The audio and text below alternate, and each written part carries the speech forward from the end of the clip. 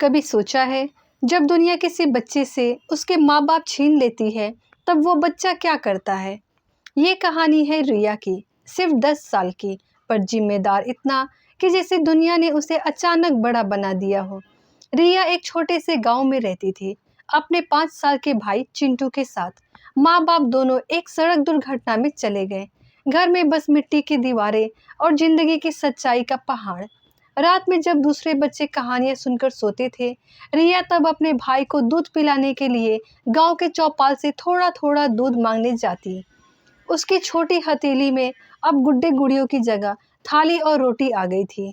हर सुबह वो अपने भाई को स्कूल के लिए तैयार करती और खुद खेतों में काम करने चली जाती ताकि दोनों के पेट भर सके। लोग कहते, इतनी छोटी उम्र में ये बच्ची कैसे सब कर लेती है। पर रिया कहती, माँ नहीं है पर ममता तो है ना, और मैं ही तो अब उसकी माँ हूँ। एक दिन गांव में बाढ़ आ गई, मिट्टी का घर गिर गया।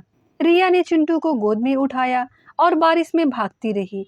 कभी पैर फिसलते, कभी कांटे चुभते, पर उसकी गोद से भाई नहीं छूटा, क्योंकि उस गोद में माँ की ताकत थी जो किसी भी तूफान से ज्यादा मजबूत थी। भूख से परेशान दोनों भाई बहन मंदिर के दरवाजे पर बैठ गए। रिया ने भगवान से कहा, अगर सच में होते हो तो मेरे भाई को मत रुलाना।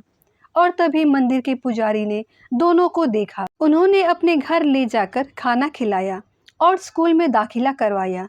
रिया ने पढ़ाई छोड़ दी ताकि चिंटू पढ़ सके।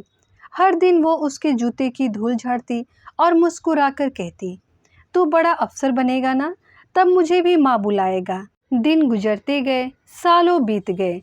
चिंटू बड़ा हुआ, पढ़ाई की और शहर में नौकरी करने चला गया। रिया अब गांव में बुजुर्गों के साथ काम करती थी, लेकिन उसकी आंखों में वही चमक थी जैसे अपने भाई के बचपन में। एक दिन अचानक गांव में गाड़ी आई। चिंटू उतरा, हाथ में फूलों का गुलदस्ता और सामने रिया थी। झोरियों में भी ममता भरी मुस्कान लिए वो उसके पैर छूता है और कहता है, सब कहते हैं कि माँ एक होती है, पर मेरे लिए माँ दो थी।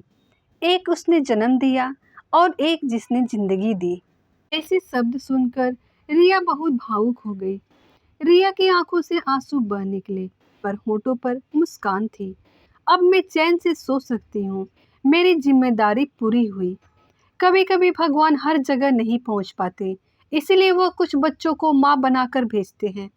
उम्र छोटी हो सकती है, पर ममता कभी छोटी नहीं होती। अगर आपकी ज़िंदगी में भी कोई रिया है, तो उसे धन्यवाद ज़रूर कहना। तो दोस्तों, कैसी लगी आपको आज की प्यारी सी कहानी, कमेंट में ज़रूर बताएं।